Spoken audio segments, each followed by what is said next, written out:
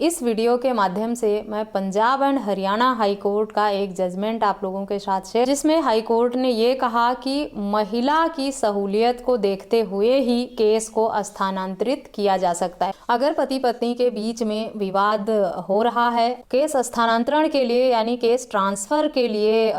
सोच रहे हैं, तो ये जजमेंट उनके लिए बहुत ही यूजफुल है। होता क्या है कि अगर ज़्यादा दूरी पड़ जाती है पति या पत्नी किसी के बीच में, न्यायालय में आने जाने में दिक्कत होती है, परेशानियां होती हैं, तो ऐसे में केस को ट्रांसफ़र करने का अधिकार पक्षकार के पास होता है कि वो ज़्यादा दूरी का हवाला देते हुए अपने पास, अगर शहर से बाहर उनके खिलाफ मामला दर्ज होता है, का केस को स्थानांतरण का अधिकार रहता है। लेकिन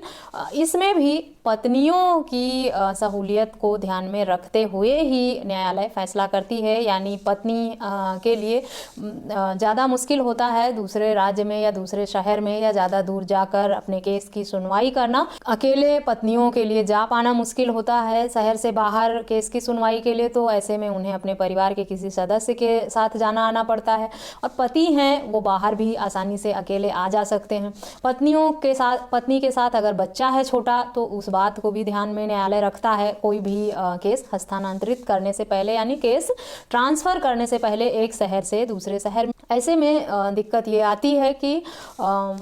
पति लोग अगर गुहार लगाते भी हैं केस ट्रांसफ़र की, तो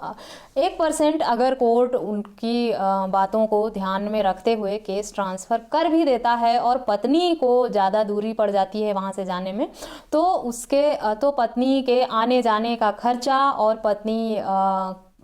पत्नी के आने जाने का खर्चा, साथ कोर्ट की फीस, जो कुछ भी है वो पति को ही देना पड़ता है। तो आप लोगों को इस बात को ध्यान में रखना है कि अगर आपकी पत्नी ने आपके खिलाफ कोई भी मामला दर्ज कराया है और उसे आप ट्रांसफ़र करने की सोच रहे हैं कि अपने आसपास के न्यायालय में ट्रांसफ़र करा लें और आपके लिए आसान हो जाएगा, तो आप सावधान हो जाएं। क्योंकि अगर आप और इस जजमेंट को आप पढ़ लें, ये जजमेंट आपके लिए बहुत यूजफुल हो सकता है। क्योंकि अगर आपने केस ट्रांसफ़र कराया और न्यायालय आपकी बात को 1% सुन भी लेता है, वैसे तो न्यायालय पत्नियों की सहूलियत पे ज़्यादा ध्यान देता है, क्योंकि लड़की होने की वजह से, महिला होने की वजह से, अगर एक बच्चे की माँ है तो उसके लिए कहीं दूर आना जाना अकेले पॉसिबल नहीं होता, और उसका खर्चा कैसे अफोर्ड करेगी, वो वर्किंग है कि नहीं, पत्नी की सहूलियत पहले देखी जाती है। अगर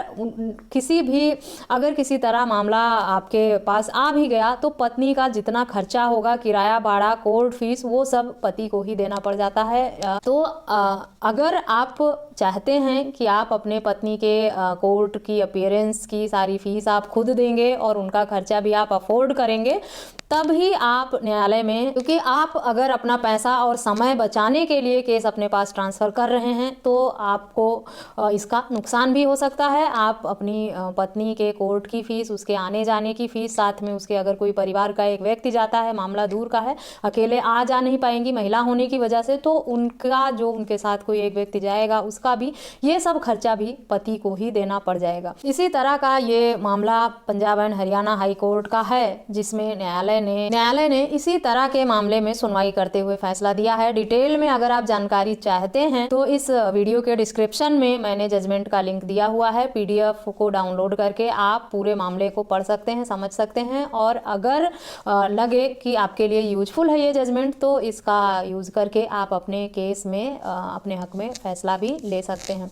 इस जजमेंट को आप लोगों के साथ शेयर करने का उद्देश्य सिर्फ इतना था, क्योंकि बहुत सारे लोगों के मैसेज और मेल आके मुझसे भी ये क्वेश्चन किया जाता है कि उनकी पत्नी ने उनके खिलाफ केस किया है और वो मामला ट्रांसफ़र कराना चाहते हैं अपने शहर में, क्योंकि कोई दिल्ली में रहता है और बिहार में उसके खिलाफ जो है मामला दर्ज हुआ है, तो वो चाहते हैं कि वो यहाँ पे मामला ट्रांसफ़र करा लें। इस सब तरह के सवालों का जवाब ये जजमेंट आपको बहुत अच्छे से दे देगा। तो अगर इस तरह का सवाल आपके दिमाग में था या संबंधित मामले में आप जानकारी चाहते हैं, तो वीडियो के डिस्क्रिप्शन बॉक्स में जाकर आप डिटेल में जजमेंट को पढ़ें और इसका लाभ भी लें। आशा करती हूँ ये जजमेंट आपके लिए यूजफुल होगा। इस तरह के किसी अन्य टॉपिक पर अगर आप जानकारी चाहते हैं तो मुझे ईमेल, व्हाट्सएप या कमेंट करके पूछ सकते हैं। संपर्क के सभी माध्यम मैंने वीडियो के डिस्क्रिप्शन बॉक्स में दिया हुआ है, वहाँ से आप मेरा ईमेल और व्हाट्सएप नंबर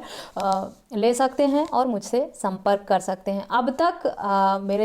अगर आप मेरे चैनल पे नए हैं और अब तक मेरे चैनल को सब्सक्राइब नहीं किया है तो सब्सक्राइब करके बेल आइकन को प्रेस करना ना भूलें, ताकि मेरे आने वाली सभी नई वीडियोज का नोटिफिकेशन आपको मिलता रहे। इस वीडियो में बस इतना ही, मिलते हैं नेक्स्ट वीडियो में, तब तक के लिए थैंक यू एंड बाय।